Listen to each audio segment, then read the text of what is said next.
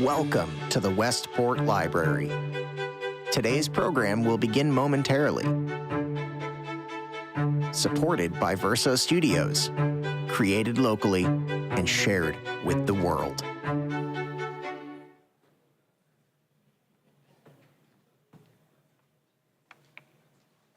Good evening, everyone. I'm Bill Harmer, Executive Director of the Westport Library. It's certainly a pleasure to welcome you to tonight's program that we're calling From Division to Unity, Lessons in Bridging Divides. Tonight's conversation brings together nationally recognized change makers from the world of business, sports, media, and the military to explore what it takes to build trust, collaboration, and shared purpose across differences. The event is part of the library's Common Ground Initiative. The Common Ground Initiative was born from one simple but urgent idea: to reaffirm the public library's role as a democratic institution, one that promotes civility, civil discourse, and engagement. That sounds pretty good, right? So I want to take just a few minutes longer than I normally would tonight to frame this up for you so that it is very clear what the library is undertaking here so that you understand it, because we're going to need your help. I'm standing before you tonight because we're going to need your help for this to work, and I will explain. Libraries can serve as civic bridges, places that help people see and hear one another again. We clearly live in a time when that feels harder than ever to do. But at the library, we see that challenge as a call, not a retreat, but an opportunity to lead, and to lead with hope. Libraries have long been platforms for democracy. The research shows that Americans consistently rank public libraries and museums among the most trusted institutions in American public life, a place where tax dollars are well spent and where corruption is virtually non-existent. Now, sadly, that level of trust doesn't always extend to other institutions, but that's exactly where our opportunity lies to take that trust, that faith in our mission, and use it to help restore civic trust across our communities.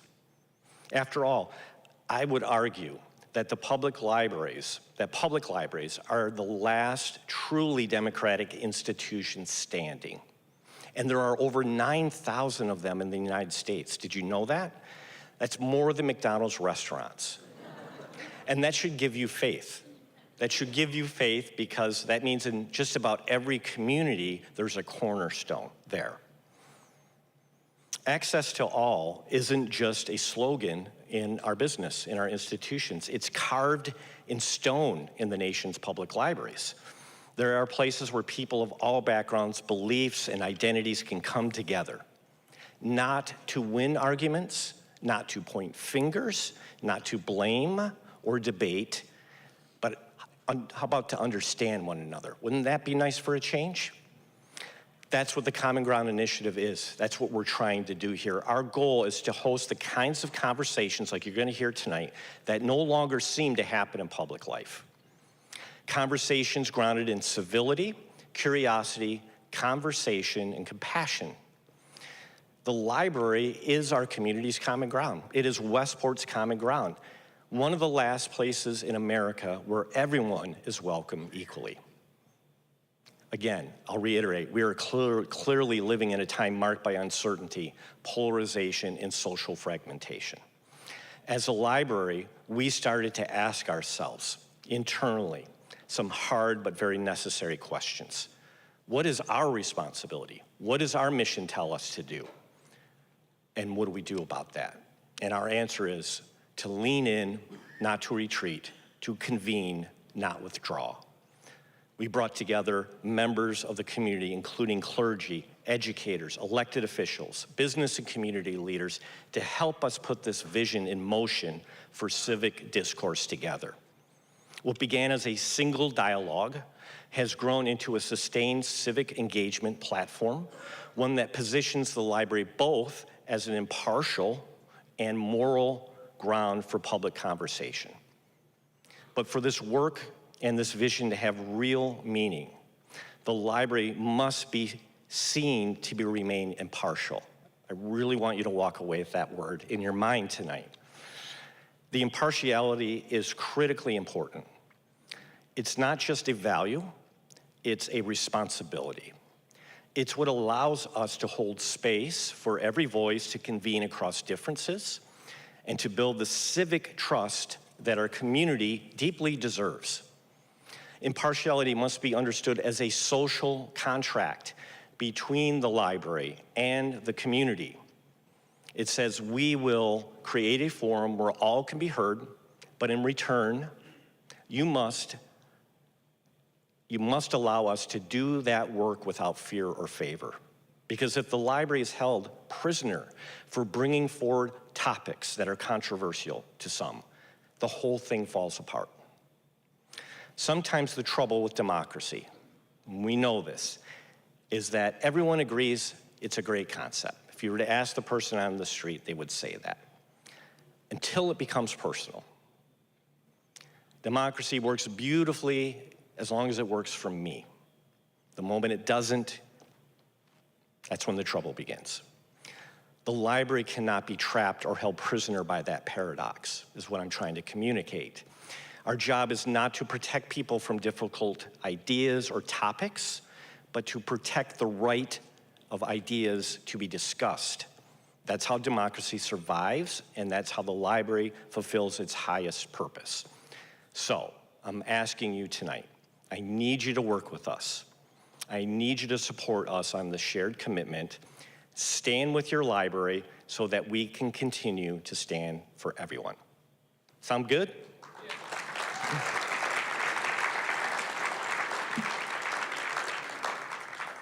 And call me. If you're upset about something or you don't agree with something that you're doing, call me and let's talk about it in a civil manner. Tonight is the perfect example of this mission in action. Joining us from Austin, Texas is our moderator for this evening, Reverend Dr. Hilton, Alan Hilton, Executive Director of the House United Movement and Consulting Theologian at Greens Farms Church. Throughout his career, maybe he consults with the Academy too. Throughout his career, Dr. Hilton has helped build viewpoint diverse cultures in churches, schools, companies, and communities. He travels the country teaching the skills that help people build bridges and divides and connect across community, political, and theological and cultural differences. His book, A House United, How the Church Can Save the World, details the work beautifully. We're honored to have him here to lead tonight's panel discussion and to introduce the rest of our distinguished guests. So please join me in welcoming Dr. Hilton to the stage, as well as our guest.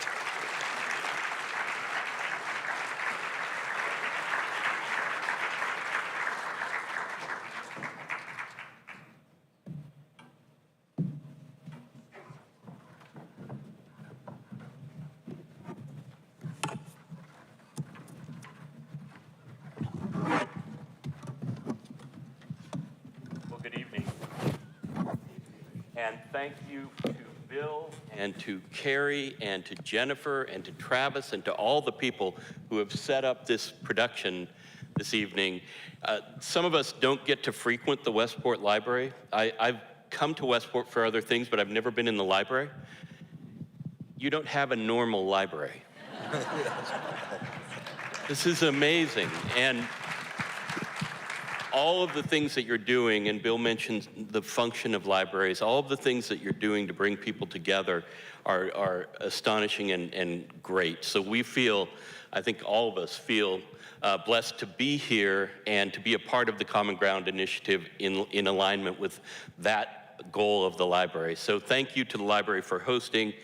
And I will say just a short thing that hopefully will just set them up.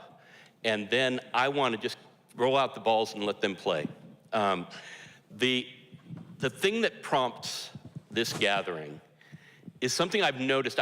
My day job is to go around and help people talk to one another when they vote for different people in elections, right? So it's more fun than you would think. So bring red and blue together around controversial issues and talking to one another, and they're usually astonished that no fatalities occurred, right? But one of the things that I've noticed as I fly around and do this work is a decreasing level of hope that we can make our way to the other side of this polarized era. And there's this one person characterized it as a sort of collective despair. And so when people ask what I do for a living now, I say I'm a hope broker. And the reason this is good for that is that these people get it about how difference can come together for some kind of common good. Expertise generally is under some attack, partly because the internet gives us all knowledge that ever was, and we think we have all knowledge because it's available to us, partly because COVID undermined trust in some institutions, the experience of COVID and decisions that were made, and we divided around that, partly because when we have the internet and when we have information, we can start to think that we need to tell our doctor that we need this medicine because we saw really nice people singing about it on a television ad, right? The usurpation of expertise has become a thing in our nation. But one thing that people consistently ask for is, how in the world do I talk to Uncle Ned who's wearing the MAGA hat at our family reunion? Or from the other side, how do I deal with my socialist sister-in-law, right? We don't know how to talk to one another, and we get flummoxed in front of it, so we either avoid one another or sit awkwardly. This group brings a wealth of experience at having brought people together around common cause in their various professions. And so we're just gonna leech on their wisdom because we need their expertise. Amen? Amen. So I'm going to introduce them, and then I'll ask a question of Mel Raines, who is right up there, and I'll introduce her in a second, so that she is clearly in the room. She's our one Zoom import, and then we'll make our way through, hopefully, a conversation that helps you and gives you things to take home.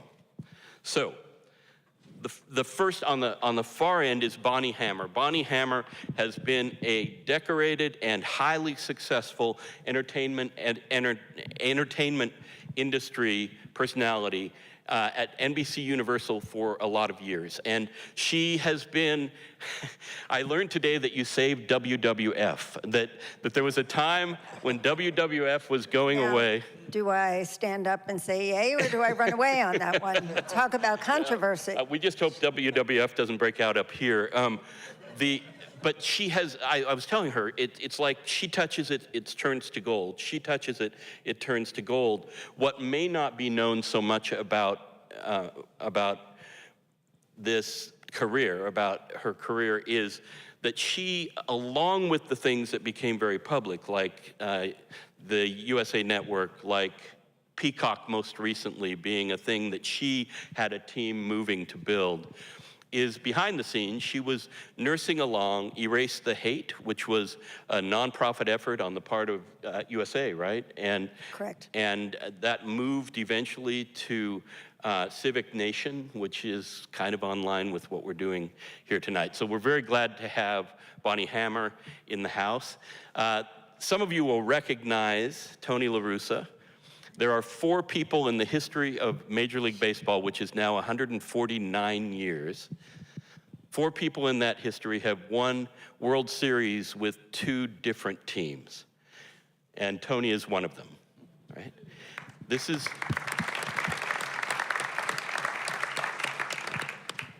is a brilliant thing to have done, and he, along with being this amazing manager who figures out how to get the best out of his players, is also a sort of humanitarian and peditarian. He in times when he's not doing baseball things, he's either reading or he's helping a dog or a cat, or a dog or a cat owner or a vet. So he is all over the place with his compassion. and he is obviously magnificently accomplished. So Tony, thank you for joining us. Mel Raines. Mel has had, as I understand it from my research, although there are things that make it less than clear that you've had 2 careers, one segment of your professional life was spent in Washington or around American politics in prominent places. You kind of helped host 2 Republican national conventions. You worked on the staff of Senator Coates from Indiana and on Vice President Cheney's staff, correct? And then there was a move toward what you call in an interview bringing joy to the community. So you moved back to Indiana and began working on hosting a Super Bowl. You then moved into this little sports franchise called the Indiana Pacers and became its CEO, and they're doing all right. Am I right about that? Yeah. Yeah. So, yeah. So this is Mel Raines, and we are very glad to have her with us tonight. Thank you for being on Zoom. Lindsay Czarniak is a sports broadcaster who has worked Emmy Award-winning shows on ESPN and then Fox Sports. She has been a sideline reporter. She's been a desk host. She's been the first female host of the coverage of the Indianapolis 500. So she's a distinguished character in the sports world, and she's also now kind of freelancing, so no network owns her, and she can bring content and bring analysis and bring the things she brings to a variety of places.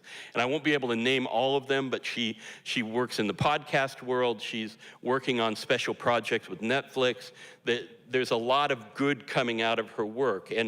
And so, Lindsay, thank you for coming along. This is my friend, General Bill Welch. He is an Air Force general. He also beats me regularly in golf and takes my money. The bitterness may be available to you. Bill is an amazing man. He was an Air Force general and is retired, so once a general, always a general. But he found ways to bring units together in a lot of different places, in a lot of different ways. I told him I'm glad he didn't bring his medals because there are enough of them that it would have been a glare problem. He's a decorated soldier who now is also a founding member or a founder of a startup in Austin that has become one of the leading robotics producers in the world, and so Bill is both military and business, and he also ran for council, the city council in Austin. Austin is a blue dot, and he is a red man. Figure it out for yourself. Yeah. And then finally, Steve Parrish, who is a dear friend and whom you know, most of you know, because he's very active in the Common Ground Initiative. He will tell us the story of how he got different sides together to move the FDA forward on smoking regulations back in the day. And that is an epitome of his longtime commitment, not just to corporate advance, but to the advance of communities and people. And so he, as you know, he is a glue figure in this town, and he's a glue figure for us in this group. So, Steve Parrish.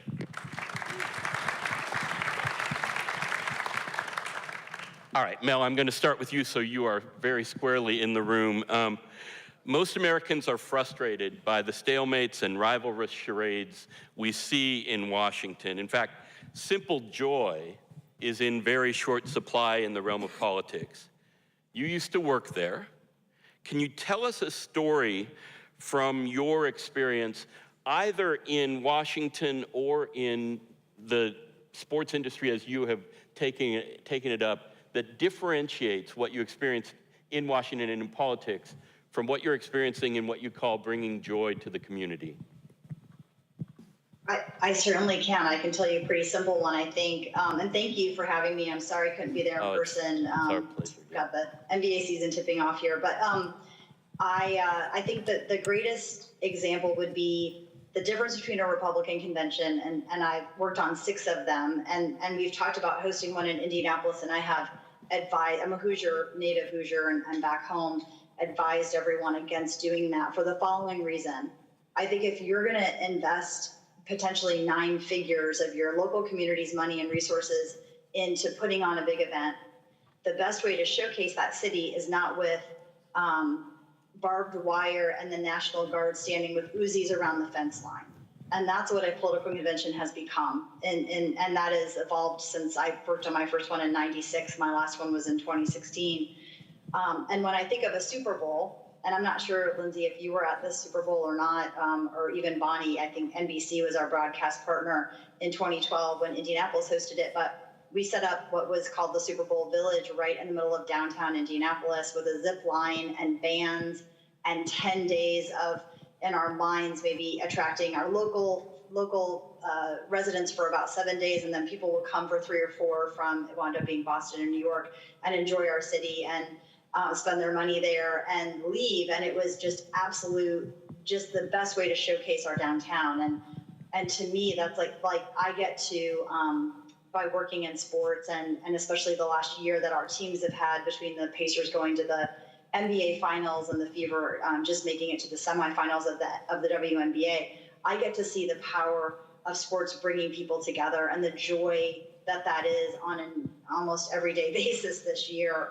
And winning makes my job a lot easier. Certainly I'm on the business side, but when I think about politics and what that's become and how divisive it is, and when I think about the Pacers beating, sorry if your Knicks fans are there, but beating the Knicks to win the Eastern Conference Finals and having like the CEO of several companies high-fiving the guy behind them that's probably a plumber or an electrician and hugging, and just the joy that brought our community and brought everybody together. And it was a nonstop conversation for the better part of 30 to 40 days.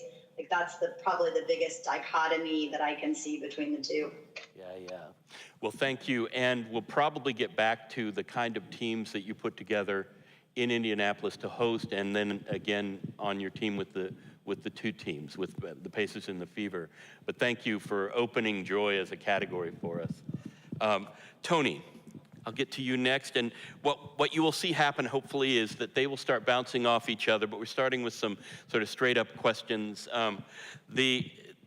Tony, tribal politics operate in stereotypes. But one of the things I've learned about your way of managing a baseball team is that you listened to your players and treated them individually instead of broad brush, right? Can you tell us a little bit about that method? And I know that when you were managing, and probably still, you spoke Spanish to the Spanish-speaking, spoke and listened in Spanish to the Spanish-speaking members of your teams. That just seems like a parable of listening. So can you tell us about that way of leading that thought about individuals rather than a broad swath? Well, I think the answer is the difference in leadership. And I was signed years ago, the manager could literally yell out from the office, "You guys are going to run for 20 minutes and we're going to do this." Yes, sir, because there was not that many distractions. You had to keep them happy. But once I started managing, it became very obvious that you had distractions, and you had to find a way to have players understand that they had to be part of a team. And, I think one of the golden rules of leadership is you have to say what, why, and how. So the what was, hey, fellas, if we don't play together as a team, as opposed to 25 individuals, we're not going to get it done. Why? Well, we need to pick each other up. But the key for that is always how. And I think the thing that I hope you'll find interesting is the first thing we ever did before we ever talked about making a pitch, getting a hit, run the bases, we talked about how we had to come together as a family. Well, how do we do that? Well, each of us had to commit, including the manager and coaches, we had to earn the respect and the trust of our teammates. How do you do that? Well, you come every day to show that you have the talent. You trust the fact that you're going to do everything you can to make it skillful. And then the other thing that became, was kind of revolutionary then, now you see it all the time, you had to show we cared for each other, personally and professionally. And literally, if there was a player that was not engaging with that, you know, we would just kick him down to another team. So it was that simple. Yeah. And to this day, my best memory is not the wins and championships, those White Sox, A's, and Cardinals.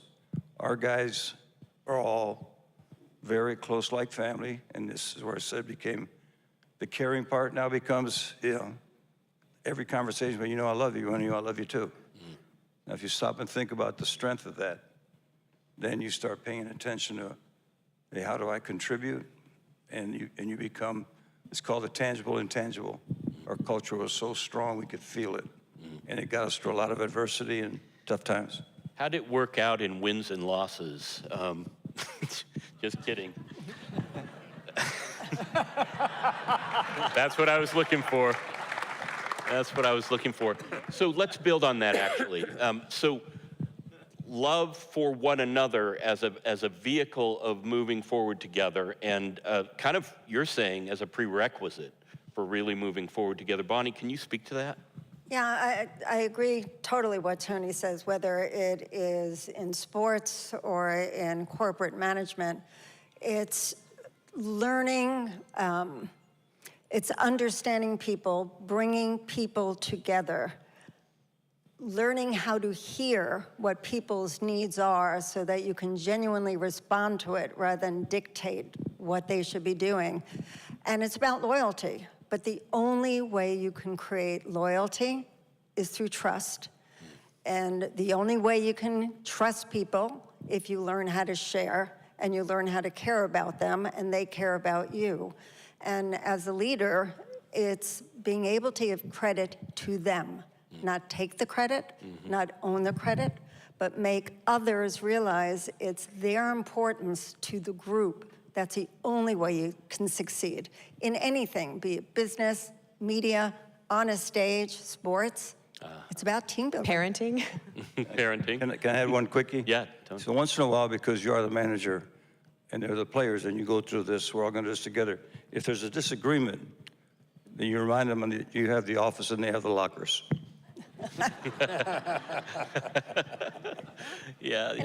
It's also about learning how to celebrate together, but also if you lose, cry together, not point fingers at who did something wrong or what happened. Yeah.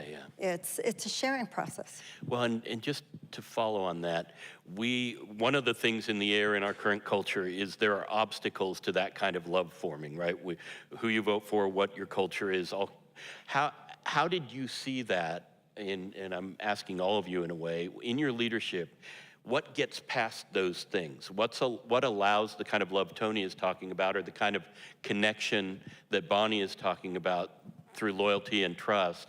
What allows that to build even with all the obstacles that currently exist in American culture? I can give an example.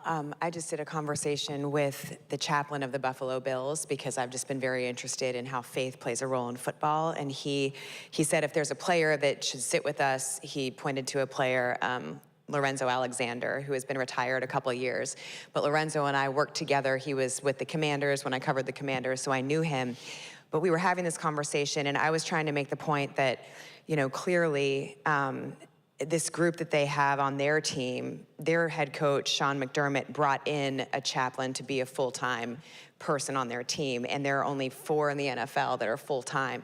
And he did that when he took the job because he said, I need that for me, and I want to bring this guy in because not only is he going to be a chaplain to relate to the players, to get them together, you know, every Saturday night before their games, but he said they're also going to be a person that is going to be on the field with them during practice, during the games. He's going to have another job where he holds up cards to help signal different plays that they need to run. And with that, he built a sort of trust with this one guy, Len Vandenbos, who is this chaplain, and Lorenzo in this conversation. I said, certainly that equates to wins and losses. And he said, no, no, no. He's like, it's not about the wins. He said, I never won a Super Bowl. But what means the most to me is I found out that these guys, when I was this 23-year-old player who was doing really well, but I was miserable, and he said I couldn't tell why I was miserable, and I'm looking around to these veterans, and he said these veterans are happy, the losses aren't impacting them, and what is the difference? And he said he started asking around, and the difference was that was a group of people that had found faith in their locker room, and that's not everyone's jam, but I think in that locker room, Lorenzo said, and he started crying, he was like, when those guys call me and they say, I love you, man, and remember those days that we had together, just like you're saying, he's like, that's far more to me than winning the Super Bowl, you know? I mean, he would have liked to win a Super Bowl, but it's like that sort of is one example of how I saw, okay, that's one thing that transcends the wins and losses. Thank you, Lindsay. And Bill. Well, I was going to add that, you know, what I hear when you talk about love and respect and team, building team, for me, in every organization I've been in as an adult, every organization I've led as an adult, the number one cultural aspect that I would work on is mutual respect. If we can just respect one another for who we are and our differences, I think you can begin to understand that I need you as a teammate. I love you as a person or as a friend or whatever.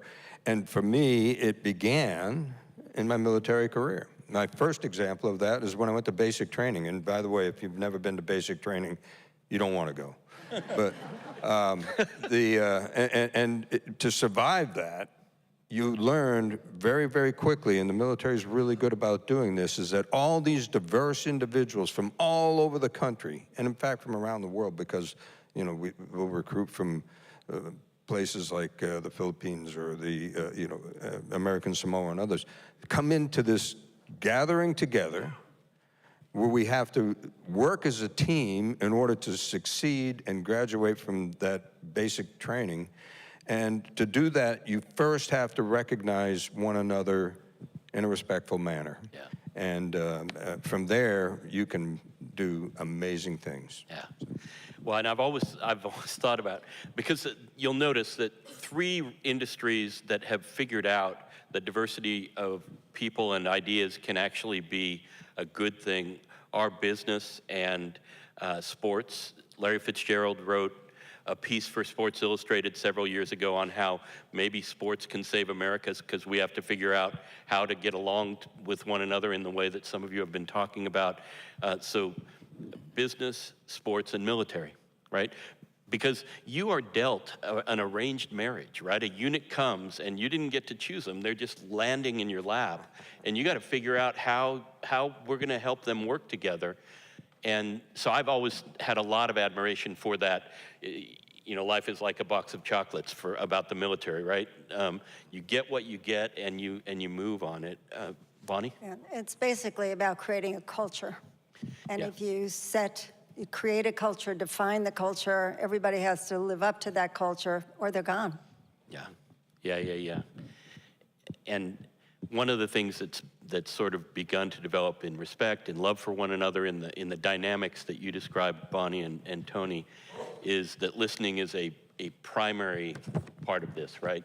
That Otto Scharmer is the name of an MIT professor who does leadership consulting around the world with the highest CEOs and other nonprofit leaders, and he has identified good listening skills as the primary leadership quality in the best leaders he knows in the world, right? And he, look him up, Otto Scharmer, S-C-H-A-R-M-E-R, and he kind of maps out how listening gets better, but you all have experienced how listening gets better, and that kind of throws me to Steve, because one of my favorite stories is the story that you're going to tell now, which is how did you get people in Washington into a room and into a common cause when it wasn't polarization like it is now, but it was business as usual Washington. Can you tell the story of moving toward the FDA regulations?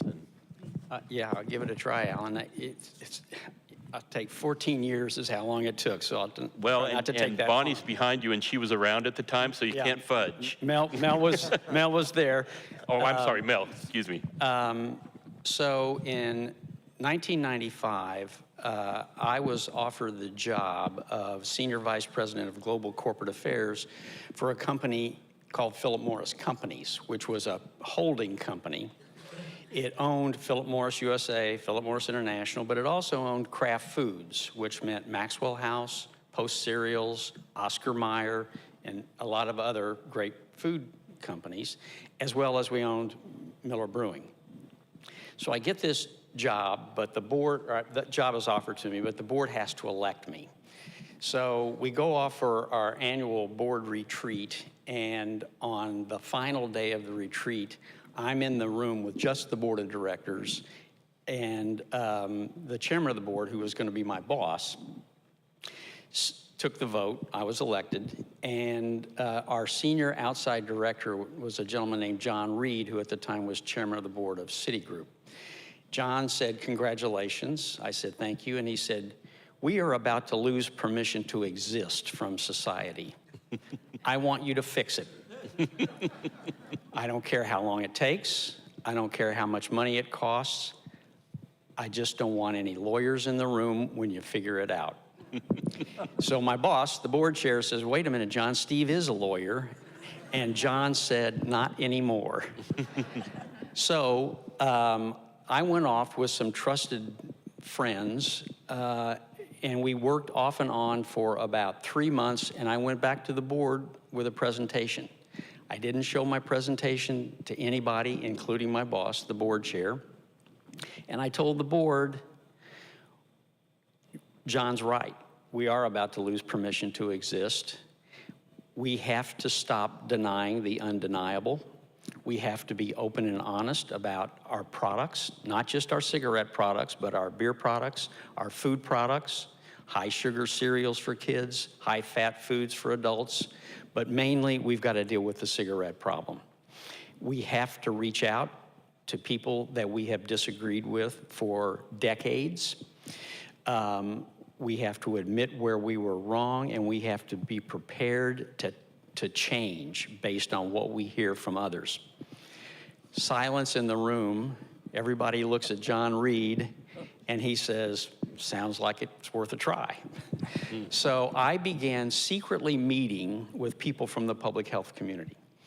And I remember one particular situation. We were trying to craft a settlement. We've been sued by every state in the country. All 50 states had filed lawsuits against us. We had nationwide class actions against us. We had hundreds of lawsuits against our cigarette business.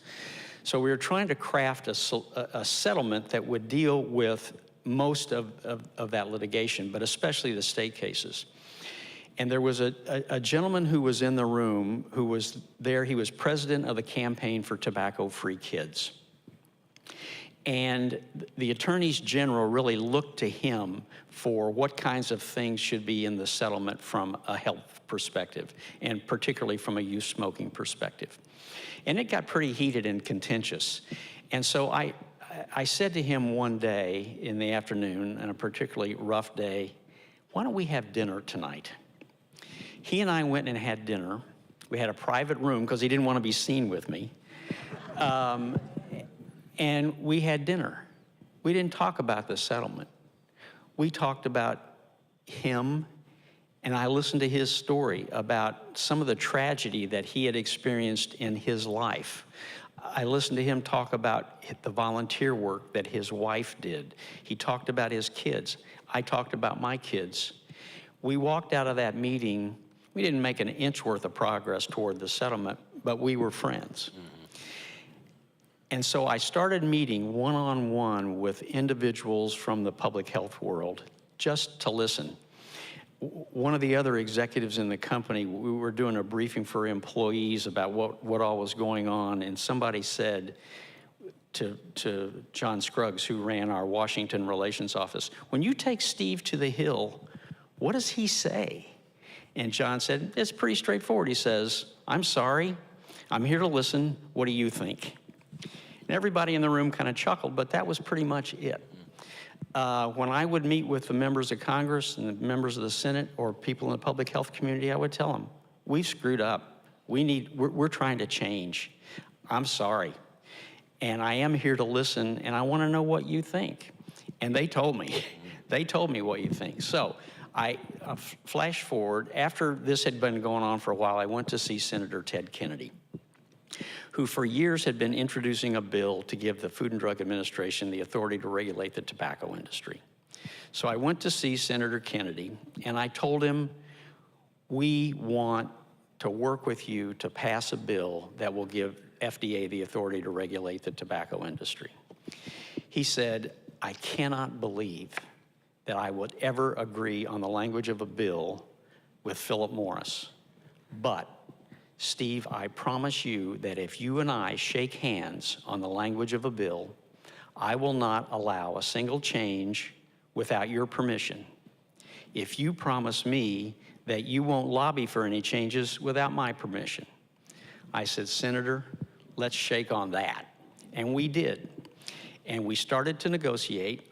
I sat across the table with a member of Senator Kennedy's staff and that same guy I had dinner with from the campaign for tobacco-free kids.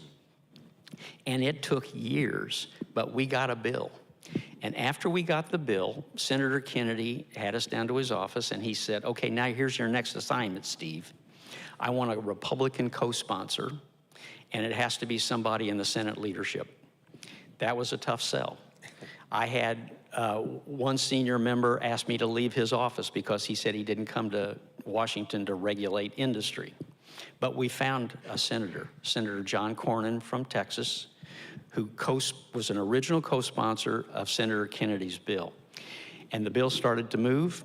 Every time someone would come to Senator Kennedy with a proposed amendment or a tweak or a change, no matter how seemingly insignificant, he would call me and ask if I were okay with that change. And if I said yes, we were off to the races. If I said no, that doesn't work, and here's why, he said, don't even tell me. If you say no, it's no. We started that process in 1999. The bill passed the Senate after it had passed the House, a few months after Senator Kennedy died. And President Obama signed the bill into law in 2009. So, Yeah. I'm sorry. I'm here to listen. What do you think? I'm sorry, I'm here to listen. What do you think? And the superhero rabbi Jonathan Sacks has called humility the orphaned virtue of our age. And that what you did was a humble act. It wasn't just gesturing. You were actually coming in as the one who needed to learn. And It's pretty great, wasn't it? Can I Get it? You got your bill. My first thought when I met him and heard about your passing and everything is, how'd you keep your job?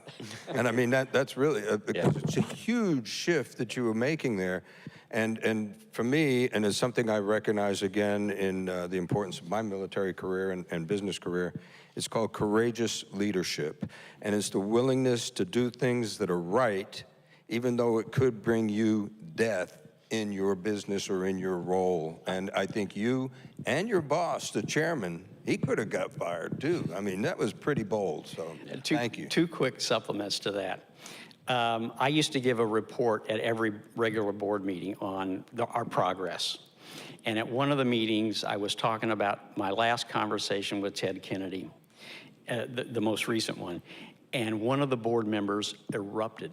He was screaming at me, I am sick and tired, obscenity, of talking about Ted Obscenity Kennedy. When are we going to talk about something other than Ted Kennedy? And my boss, the board chair, said, when we pass the bill. And the other quick one I will say is I had to testify in one of the smoking and health cases. And it was a jury trial, and so I was on the stand all morning long, and then we took a lunch break, and the judge dismissed the jury. And so we wait for the jury to file out, and I start to get up out of the witness chair, and the judge says, wait a minute, Mr. Parrish, I have a question for you. And I'm thinking, oh my God, what, the judge is gonna ask me a question. He says, how did an anti-smoker like you get to have such a big job at Philip Morris?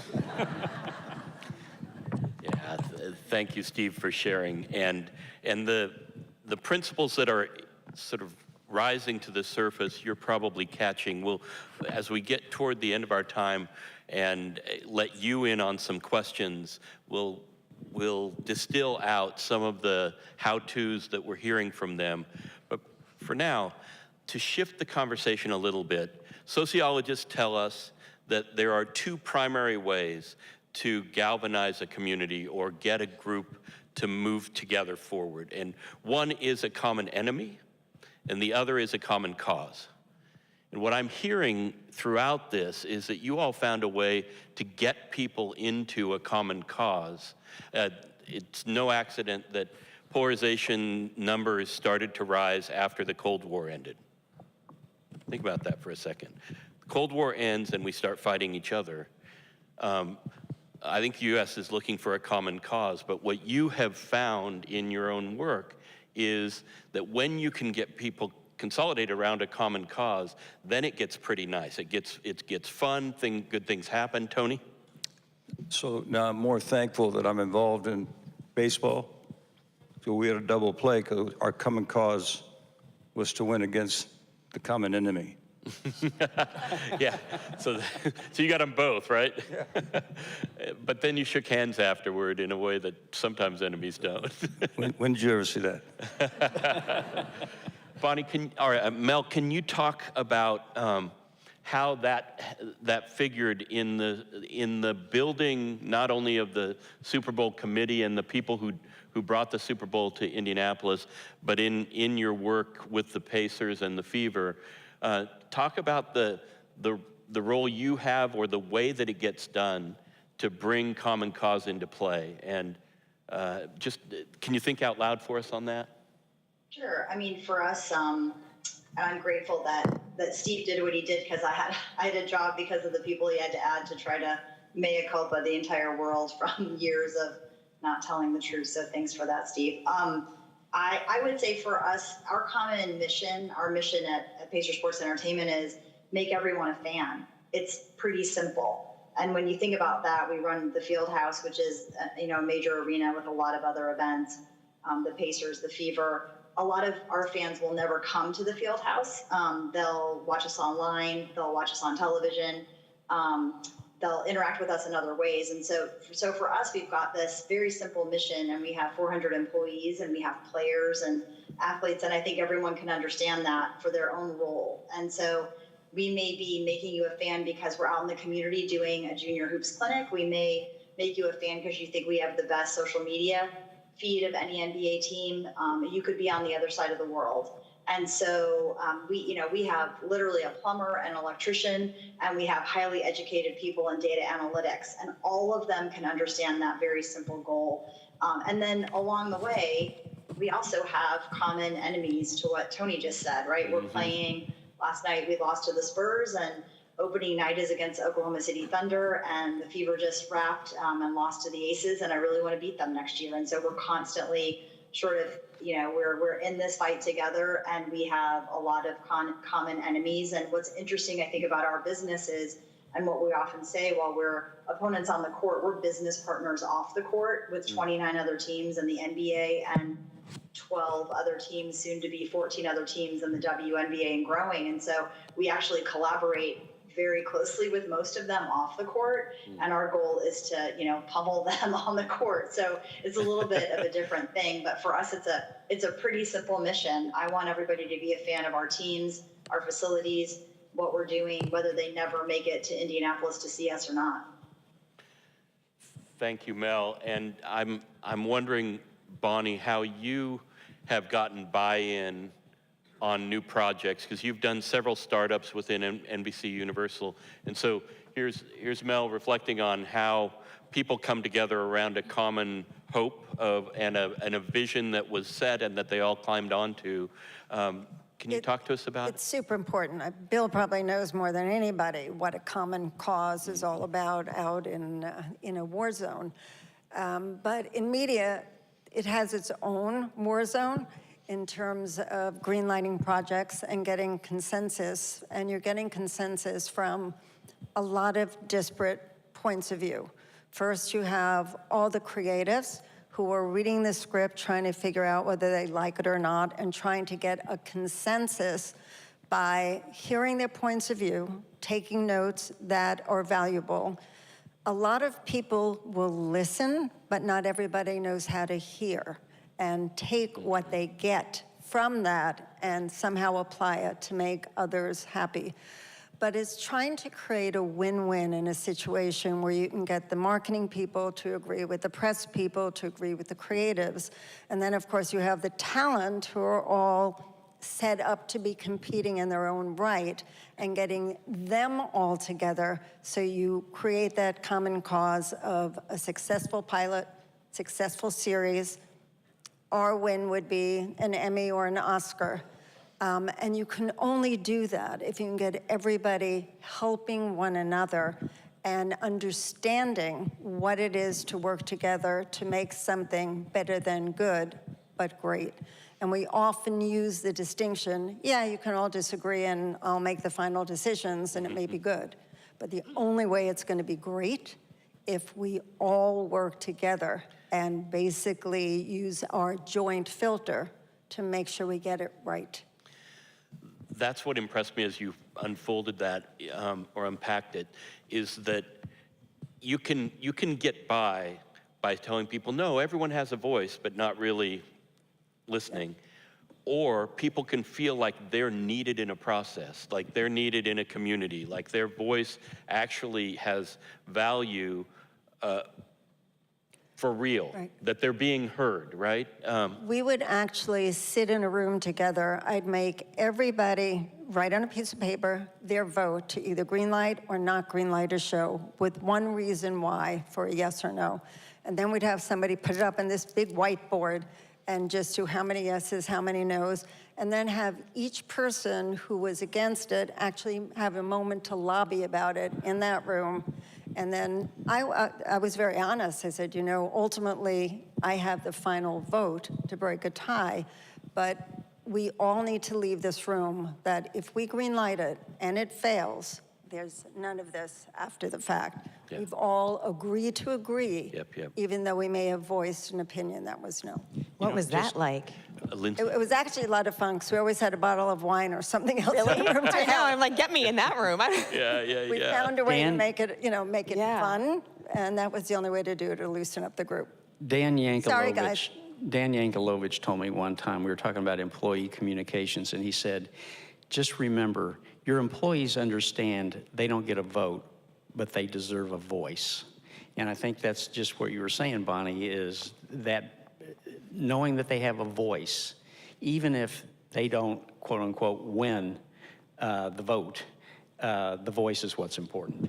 Right, and they have to understand that, but they also have to know that after they voice it, that at least in my world, if I ever heard them talking down about another one of their peers or going to somebody's office and doing a whisper campaign against them, they'd be fired.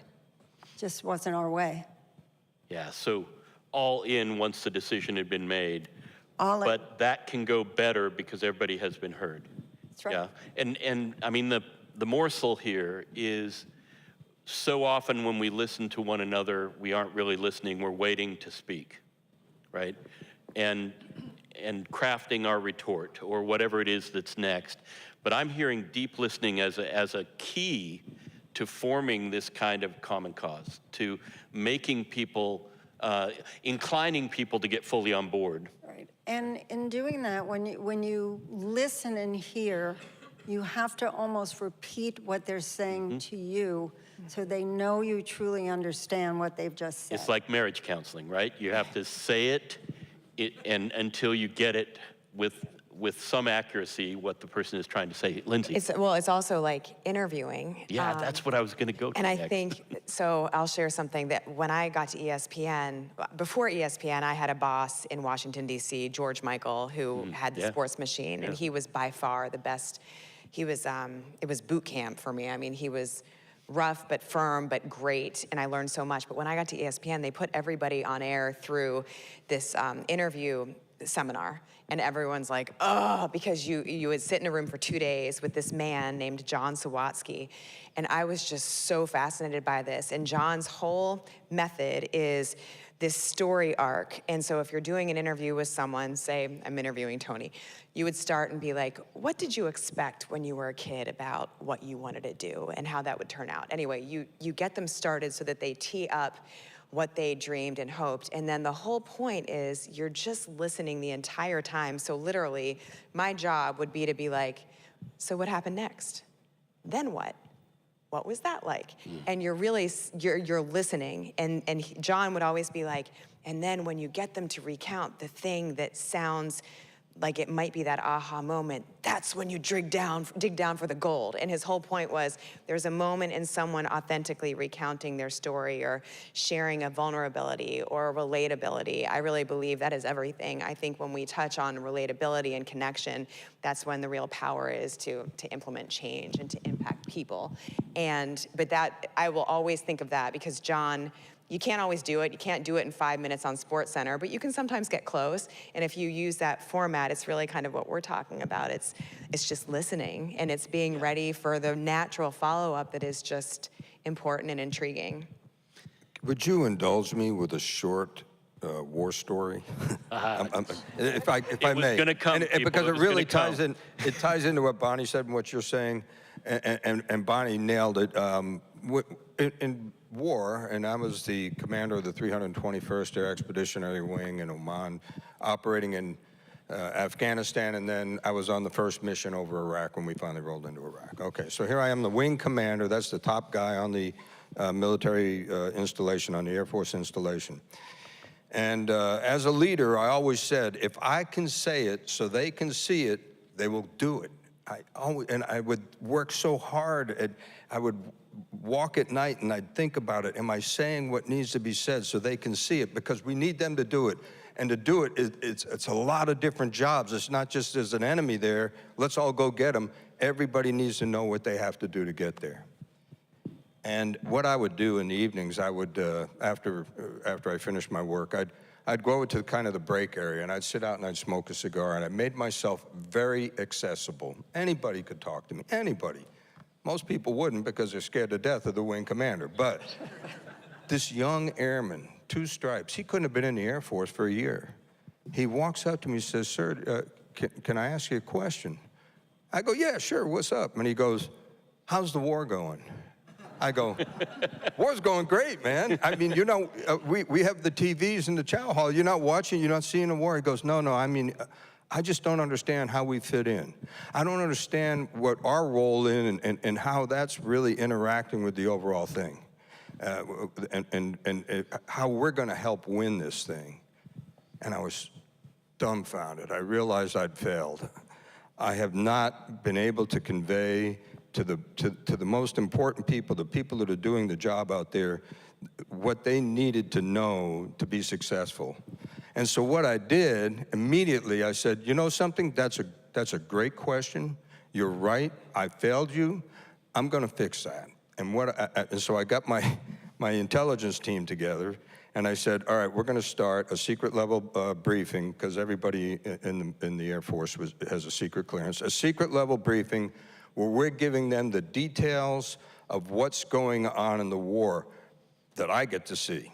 All right, and that's like where all the ships are, where all the planes are, how many missions are, what our results are, these type of things. We're gonna do that. We're gonna do 3 shifts because we got 3 different work shifts, and we're gonna do that once every 2 weeks. The first day that we did that, the line, because you have to have your ID checked and everything, went all the way down the street. It was standing room only. There were hundreds of people in this little auditorium that we had, and I was dumbfounded, and I said, we've got to recognize this kid. And we have these military coins that we give away when they do good. And when everybody's there, they did the briefing, and I said, how was that? Does that help you? Is that good for you all? Standing ovation. People were screaming, this is fantastic. This is exactly what we needed. I said, you know how we got that done? The youngest guy in the room, where are you? Airman so-and-so, here, come up here. And this kid comes running up to the front of the room. He was no doubt the youngest person on the base. I said, this is the guy with the courage to come to the wing commander and say, we're not getting the story. I can't see what we're supposed to be doing. Yeah. And so you're getting this because of him. Again, standing ovation, got his coin. I said, now get out of here and go to work. Good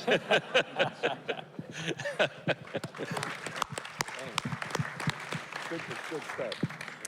So we need to transition into Q&A, and what I'd love to do, ask any questions you have at the mics, which are here, one mic over there. Got it. So take your question to that mic. It can be about leadership, it can be about building team, it can be about existing within a context of diversity. It can be about anything that you have heard and are more curious about, but we'd love to engage questions over there, and then we'll kind of wrap up after the questions. So feel free to come and queue up here if you have a question for any of the panelists. Somebody has to be brave. Here we got one in the front row.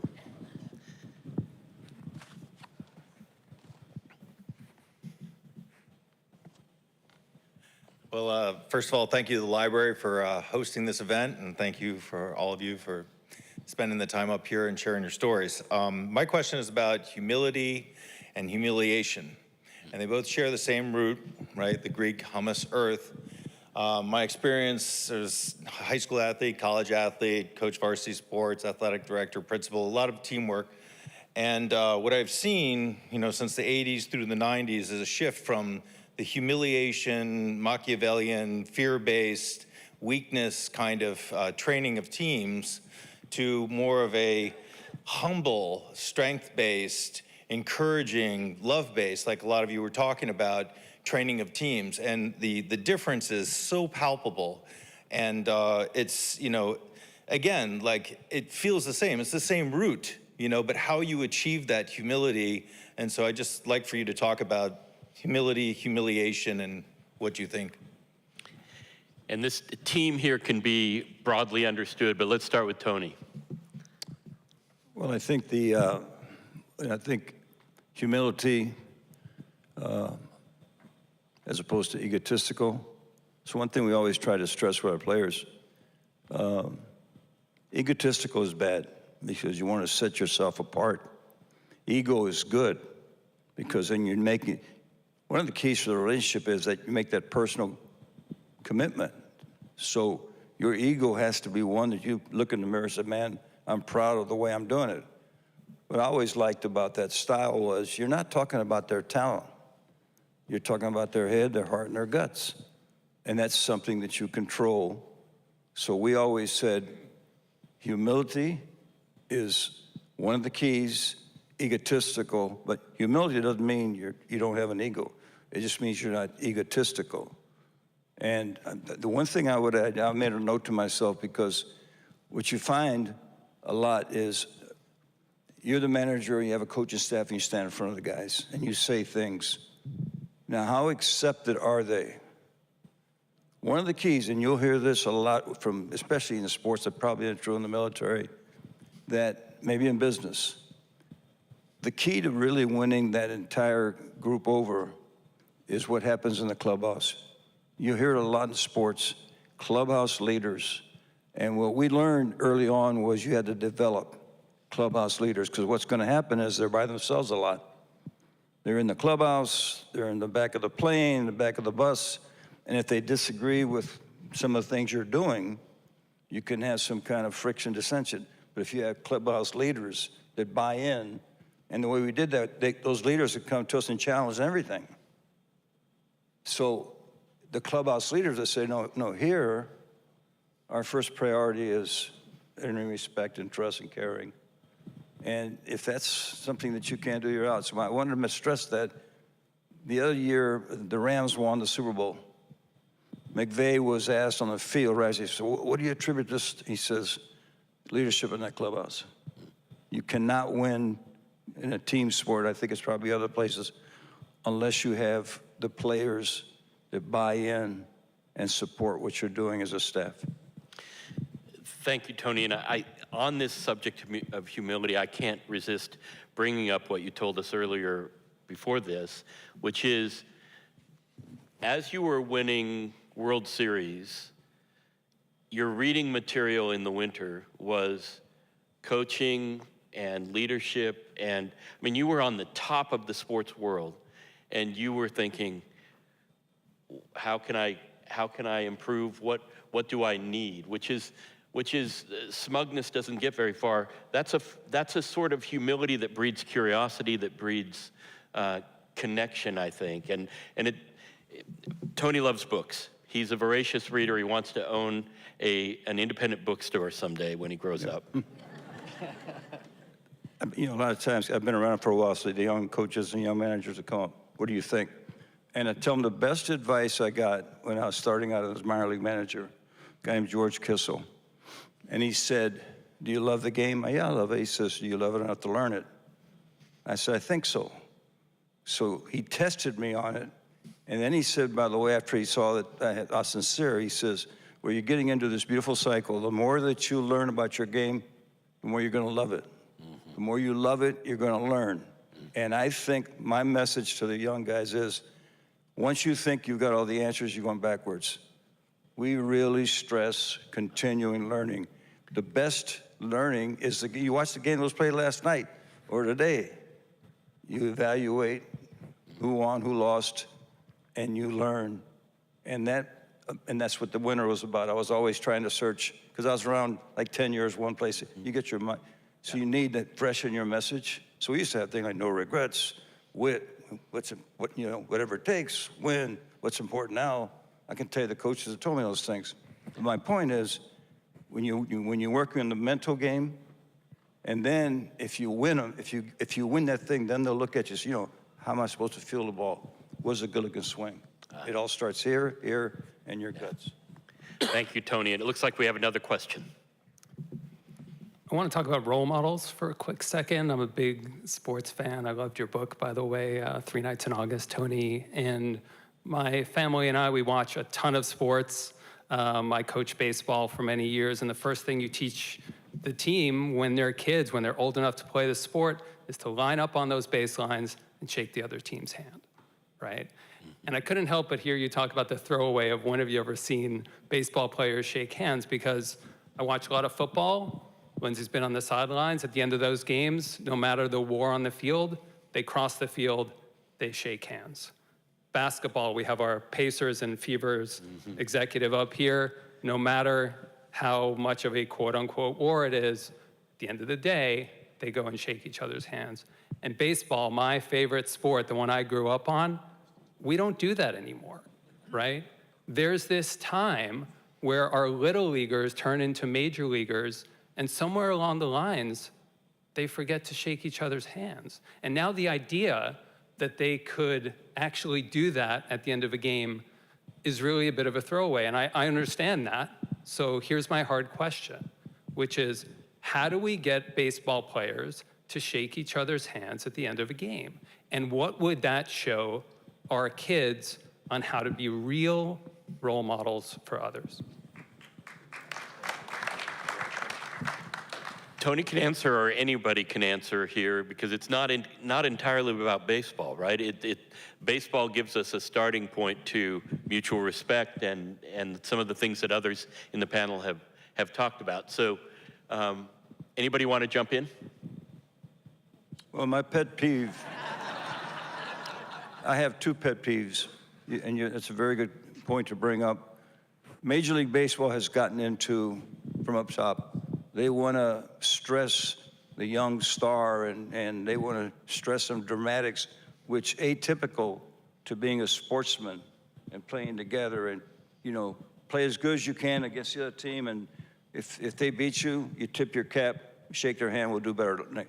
And so my peeve is that we're doing so much to get away from the team culture, the team personality, and we're really stressing, like the media buys it. You know, the guy that's got the biggest yapper and does all this thing, oh, they think, well, no, that's the guy in the clubhouse that's over there by himself. That's not what you're about. The other one is the introduction in 2000 to the guys that play fantasy baseball that give you all those numbers and percentages, and they've worked their way into the game where they tell you what your lineup is, how you handle your pitching, and they have no clue that once the game starts, it's now machines. and their teams give into it. And the game right now is hard for me to watch. Swinging with power, not playing, not scratching out runs. So we've got to improve that. And I think the way that I would start would be, I'll give you a quick one, very quick. In 2004, we got we traded for a famous guy who's now a Hall of Famer. His name is Larry Walker, the Canadian.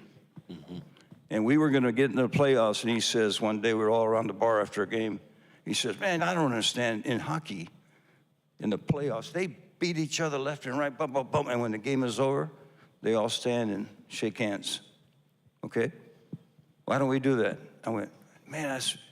So I promised him that day, I hope I'm not talking, I'll do this fast. I promised that day, if we get in the playoffs, which we did, whoever's the manager on the other side, I'm gonna bring it up. We got in against the Dodgers, and Jim Tracy was a good friend. I said, Jim, Walker was talking, I said, why don't we come out after the thing is settled?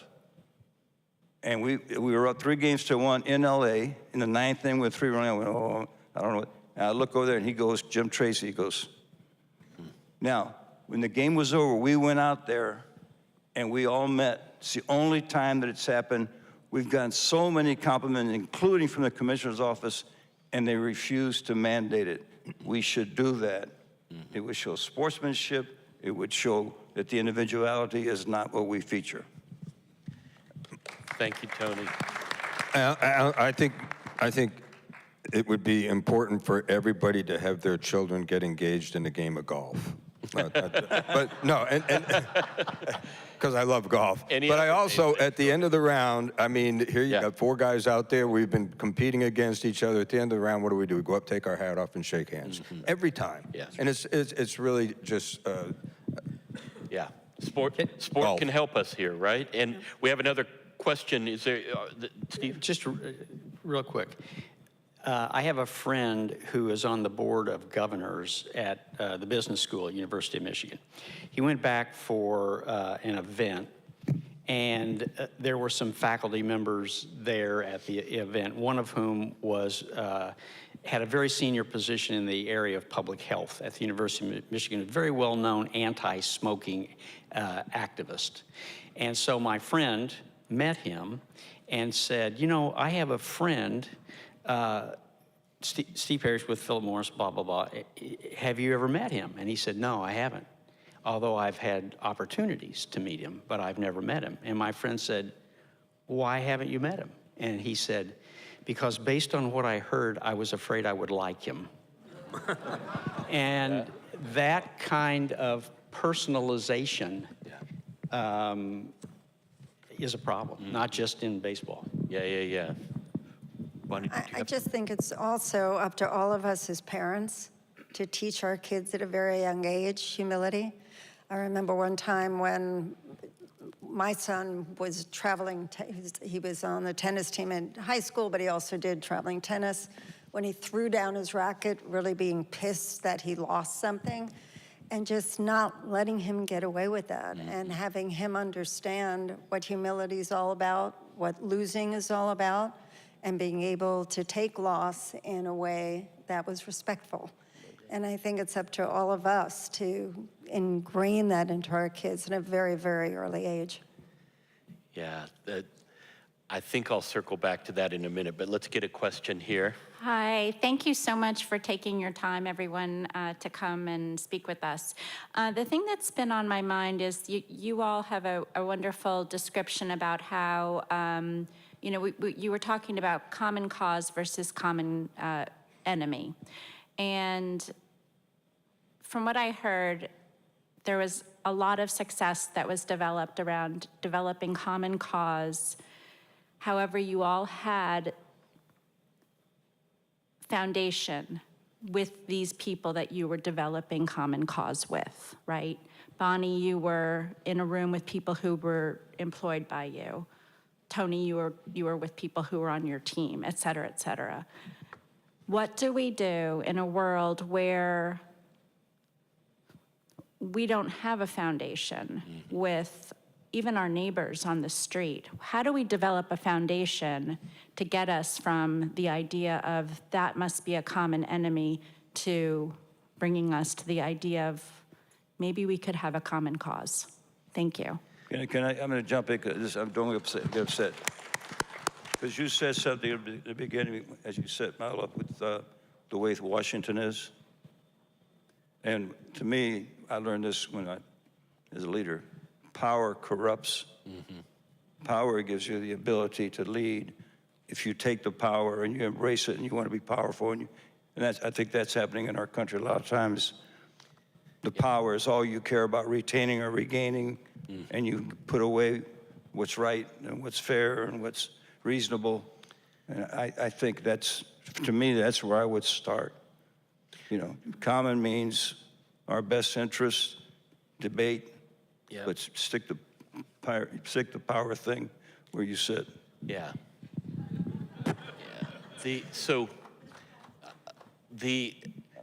The coincidence that we're in a loneliness epidemic at the same time that we're in a polarized nation is, I don't think, a coincidence.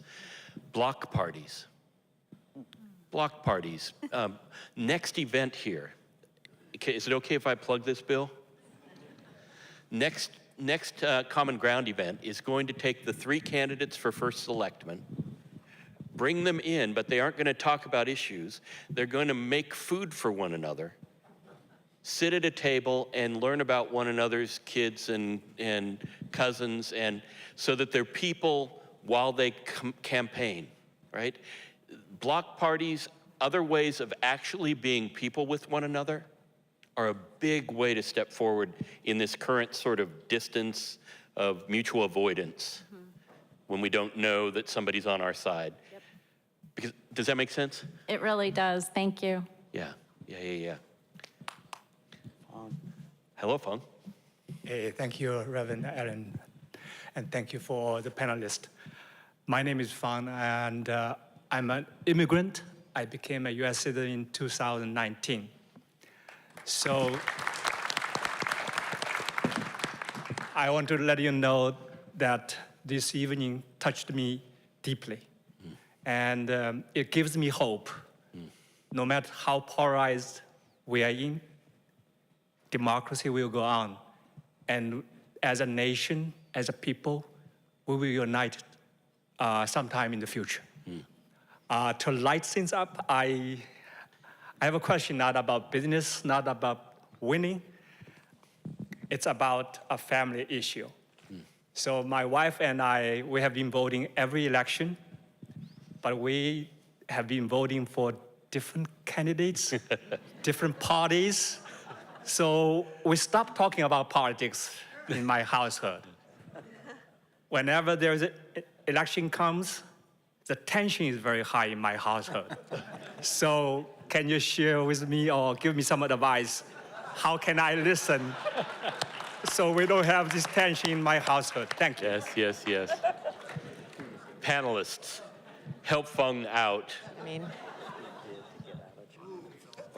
got one? Oh, I have a question for you, if I could. Yeah. How long have you been married? 18 years. 18? 1-8? Yes. All right, you better keep working on it then. Yeah. I've been married 48 years, and believe me, there's arguments like that in my household, too. But I don't know, you just kind of make it through, right? So. Yeah. Well, so the organization the nonprofit that I run is called House United, and you can still be united with different views on how things ought to go, but it's not the easiest thing. Tension rises, right? And so what I imagine 18 years tell us is that you've found a way to listen to one another well enough, to hang with one another well enough, to love one another well enough in spite of the opposites, but it's getting harder in the current situation, right? It's getting harder as the tribes get more galvanized and more distant from each other. So solutions have been kind of oozing out of these people, but they aren't giving them now. Listening, all the things that have come up, but it's hard, right? It's hard. Because this isn't Cousin Ned you see every family reunion. This is daily life, and And somehow to believe that the two of you are both participating in a larger thing might help, right? It doesn't seem like happy wife, happy life applies in this scenario. Although, I mean, you know. Thank you, Fung. Thank you, Adam. One more I think we have time for. I'm sorry for others who are in line. I think that Tony has said that he will stay and answer questions till dawn if people want. Why not? So, yes. Thank y'all very much, and thank y'all for taking time out tonight. Before I ask my question, I know we talked a lot about sports analogies and how to bring teams together and sportsmanship. If anyone really wants to see a good, look at the service academies when they play each other. Army, Navy, Air Force. For 60 minutes, they fight it out, emotions on the field. But after the game is done, they stand behind each other as they go and sing their alma maters. To me, that's an example of exactly what sportsmanship really means, where you put your heart and soul on the field, but at the end, we're all in the same team. General, I'm sure you can relate to that, because I'm also retired military. So, my question is, how do you apply what y'all been talking about, bringing teams together when we're dealing with nonprofits, and particularly with volunteers that are giving their time, treasure, and talent for a cause that they truly, truly, truly believe in, but some strong egos and disagree, and trying to get them all on the same process. When you're employed, we all know, hey, you can get fired, you can leave, whatever. But volunteers, it's a different matter. I'd love to hear y'all's insights into that. Thank you. I think you're describing type A personalities, but there aren't many of those in Westport, right? Westport, Stanford, and Manhattan. Yeah. So people, take it away. What do you do to keep people involved when they aren't exactly hired on, they're volunteering, and they have differences of viewpoint, and you need to keep them involved in the goal? I mean, we've said things like this, but it might be time to kind of give kernels out about that. 1991, our family, my wife and two daughters, we started a foundation called the Animal Rescue Foundation for 30 years. I mean, it was pure rescue dogs and cats. We put together the animals that could go to hospitals, battered women, you make them feel better. And we had, our culture when we started was exactly what I just described about our team. We put an organization together that said, we're here because we love companion animals.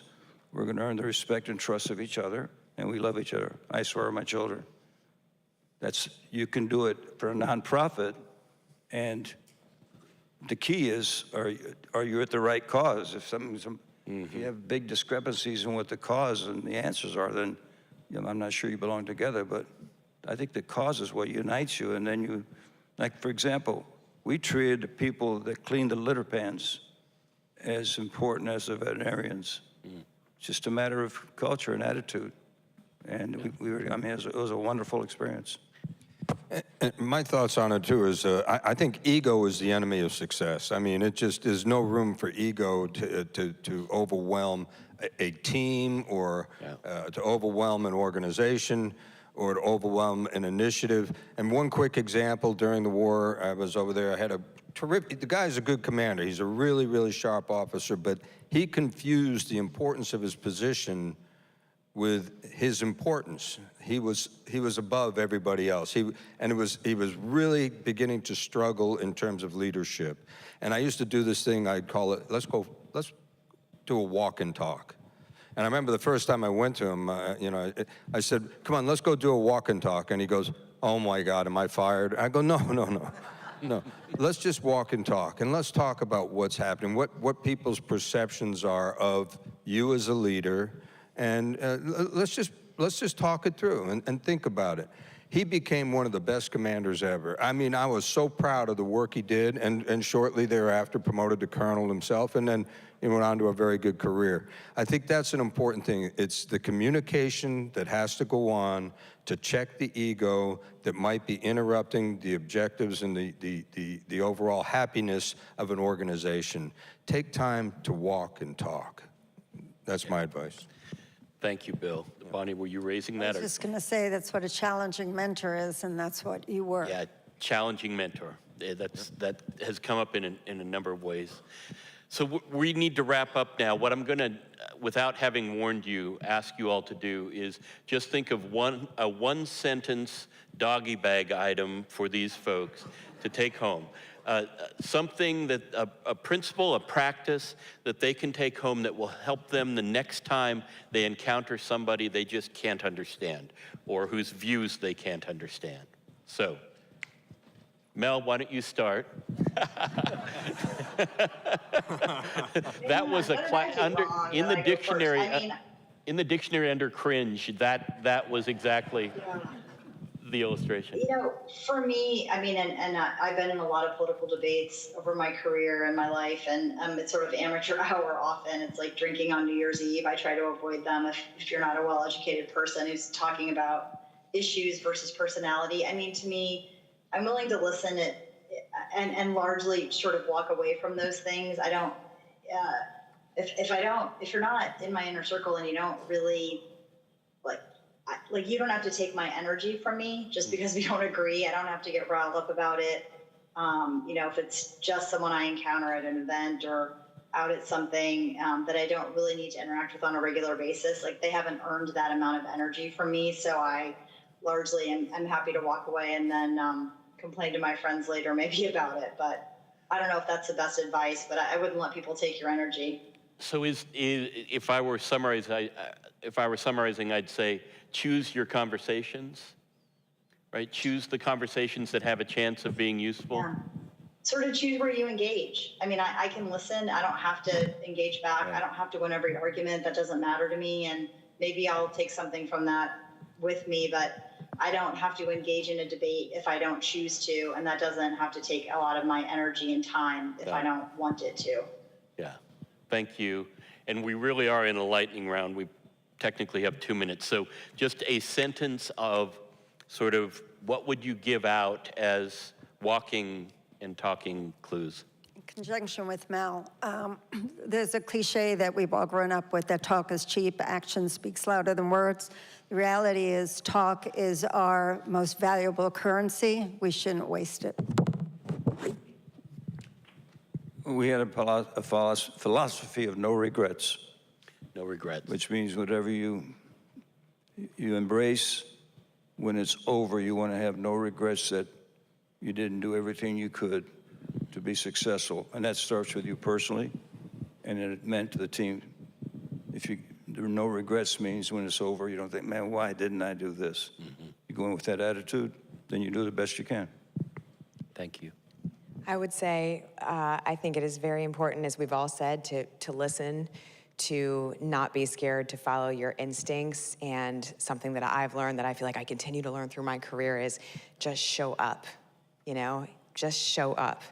You never know when the magic can happen, and it can be in the workplace, it can be on a story, whatever it is, just show up. Show up. And I'd say find joy in the unique qualities of the people that you interact with, and through that you can develop that mutual respect. Yeah. I'm sorry. I'm here to listen. What do you think?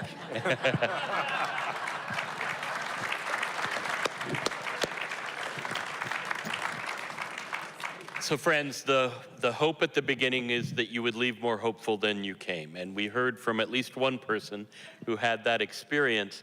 We hope you'll be able to take something home that continues to make you hopeful beyond this wonderful panel's presence and continues to give you a way to make humans out of the people around you rather than placards, right? Thank you for your attendance, and God bless Westport Public Library.